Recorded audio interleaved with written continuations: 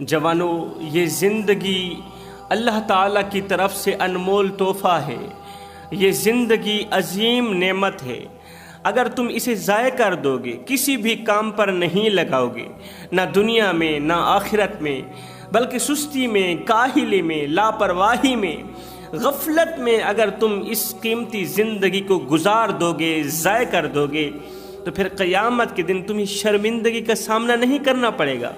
قیامت کے دن تم پھر اللہ تعالیٰ کے اس سوال کا جواب تو نہیں دے سکو گے نا، کہ جب اللہ سوال کرے گا، اے میرے بندے، میں نے تمہیں قیمتی جوانی دی تھی، بتا تو صحیح تو جوانی کہاں گزار کے آیا؟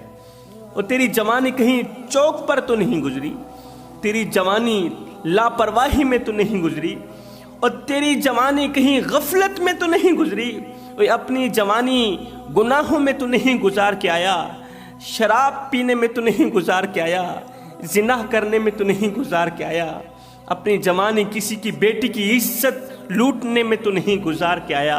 اے بندے، میں نے تیرے سینے میں قوت رکھی تھی، تیرے بازوں میں طاقت رکھی تھی، اور کہیں اس طاقت کا غلط استعمال کر کے تو نہیں آیا۔ اے بندے، بتا تو صحیح، اپنا بڑھاپا کہاں گزار کے آیا ہے؟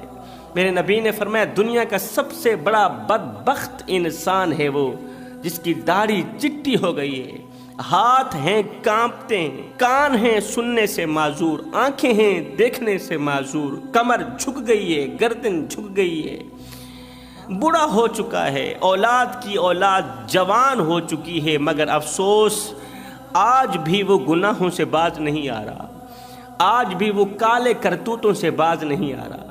اے بندے، ایک لمحے کے لیے سوچ تو صحیح، ایک لمحے کے لیے اپنے باطن پہ اتر، اپنے اندر اتر اور سوچ، قیامت کے دن اللہ تعالیٰ کے اس سوال کا جواب کیسے دے پائے گا کہ جب اللہ فرمائے گا، او نادان، بتا تو صحیح اپنی جوانی کہاں گزار گیا ہے، بتا تو صحیح اپنی زندگی کہاں گزار کے آیا ہے۔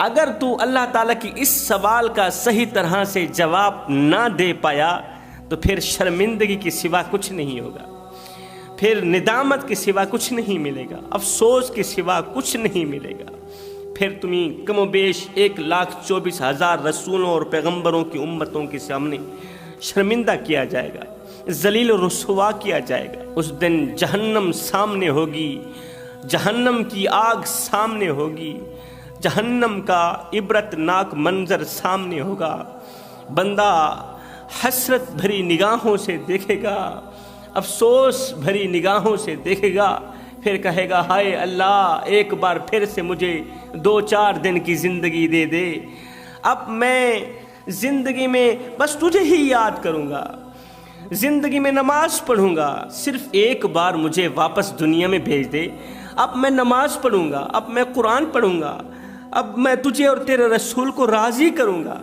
اللہ فرمائے گا، او نادان، میں نے تجھے 60 سال کی زندگی دی، میں نے تجھے 80 سال کی عمر دی، میں نے تجھے 100 سال کی عمر دی، اور جو 100 سال کی عمر میں بھی نصیحت حاصل نہ کر سکا، وہ 2 دن کی زندگی میں نصیحت حاصل کیسے کر سکے گا؟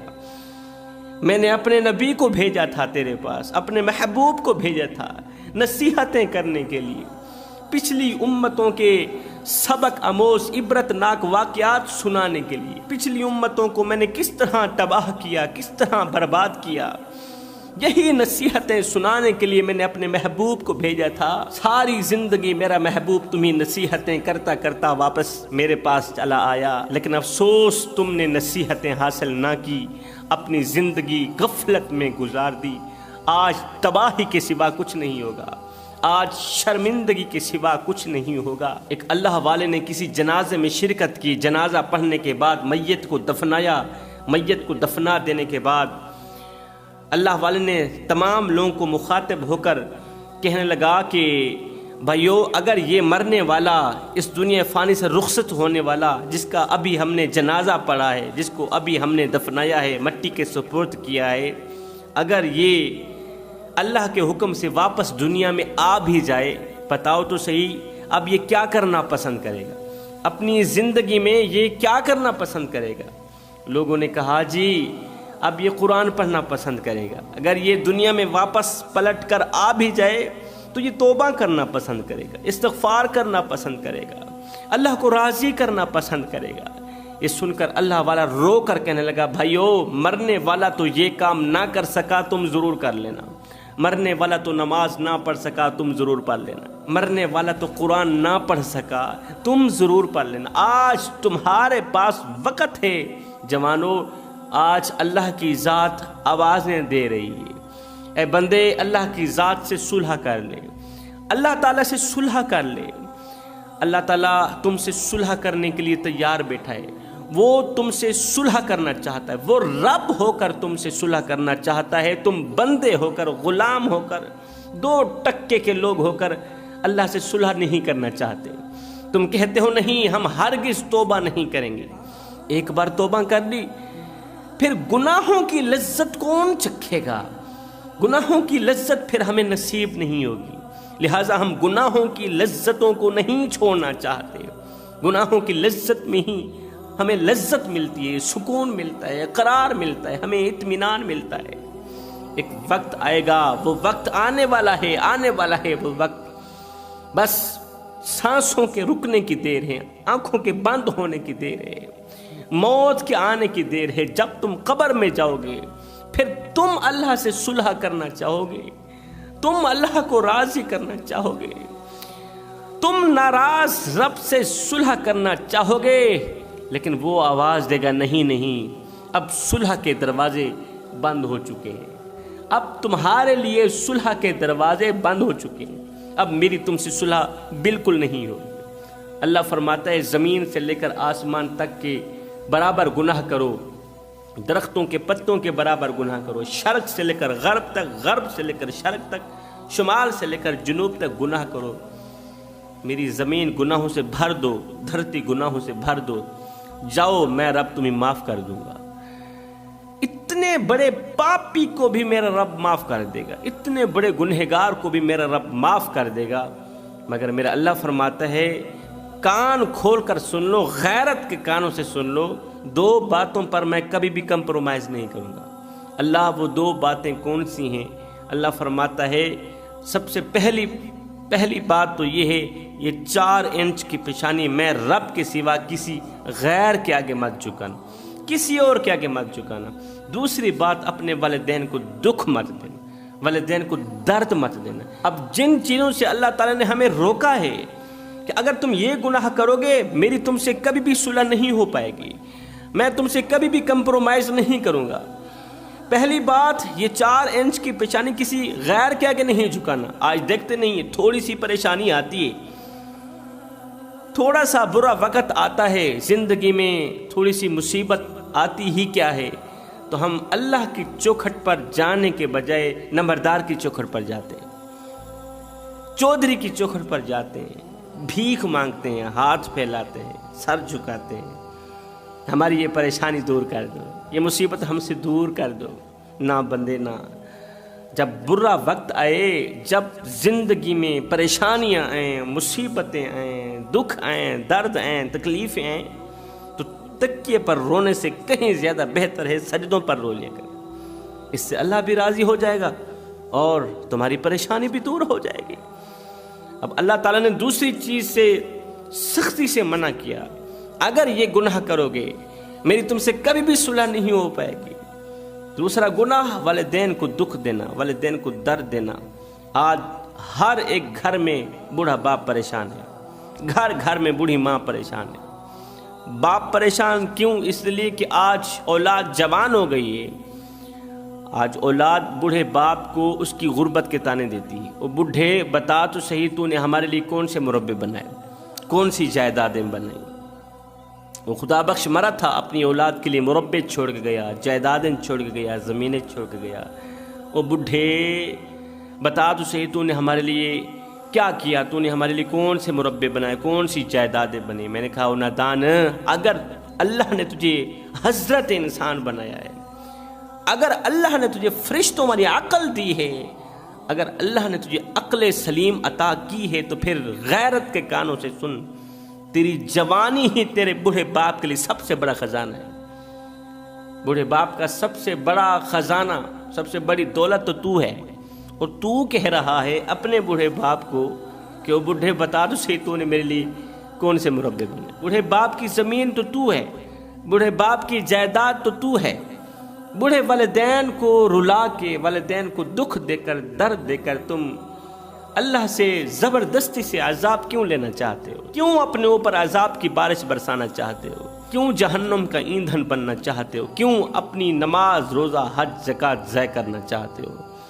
جو باشعور لوگ ہوتے ہیں، عقل مند لوگ ہوتے ہیں نا، وہ والدین کو دکھ دے کر اپنی نمازیں ضائع نہیں کرتے، روزہ، حج، زکوٰۃ، کوئی بھی عبادت ضائع نہیں کرتے۔ والدین کی ناراضگی یہ نیکیوں کو اس طرح کھاتی ہے، عبادات کو اس طرح کھاتی ہے جس طرح آگ لکڑیوں کو کھاتی ہے۔ اس لیے کہتا ہوں والدین کے آگے اف تک بھی نہ کہا کرو، والدین کی خدمت کیا کرو، والدین کی نوکری کیا کرو۔ اب بات ہو رہی تھی کہ یہ زندگی کے لمحات تمہارے لیے غنیمت ہیں، انہی لمحوں میں کچھ کر لو، انہی وقتوں میں کچھ کر لو، معلوم نہیں پھر فرصت ملے نہ ملے۔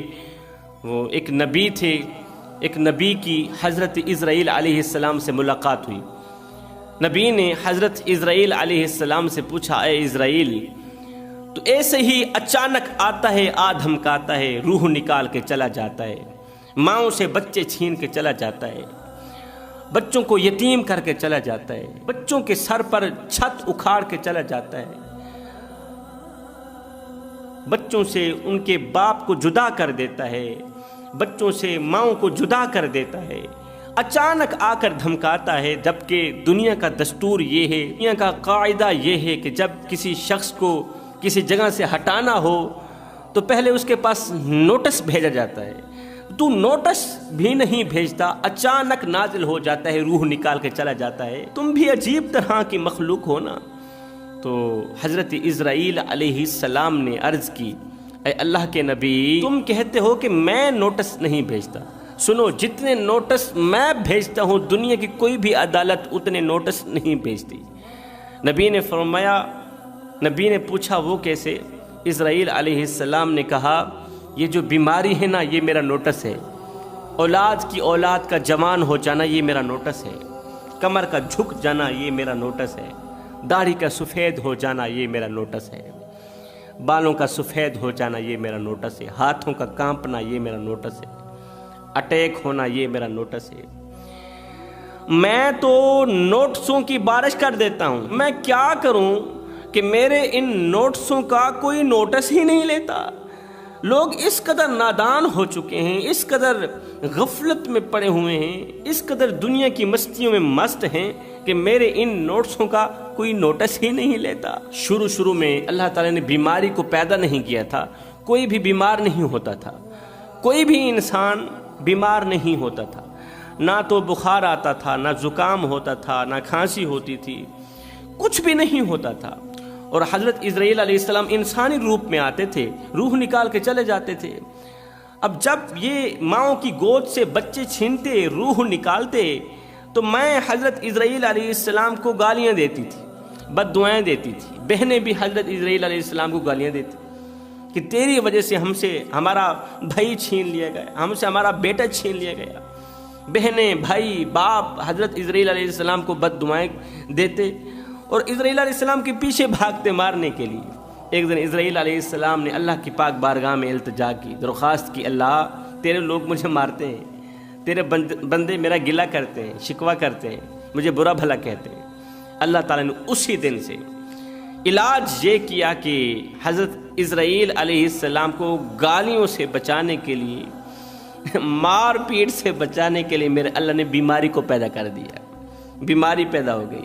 اللہ نے فرمایا، اسرائیل میں نے بیماری کو پیدا کر دیا ہے، میرے بندے کو مارے گا تو، روح تو نکالے گا، لیکن لوگ کہیں گے نہیں یہ اٹیک سے مرا ہے، اس کو اٹیک ہو گیا ہے، اس کی گردے فیل ہو گئے ہیں، ایکسیڈنٹ ہو گیا ہے، قتل کر دیا گیا ہے، بندوق کی گولی لگ گئی ہے، مارے گا تو۔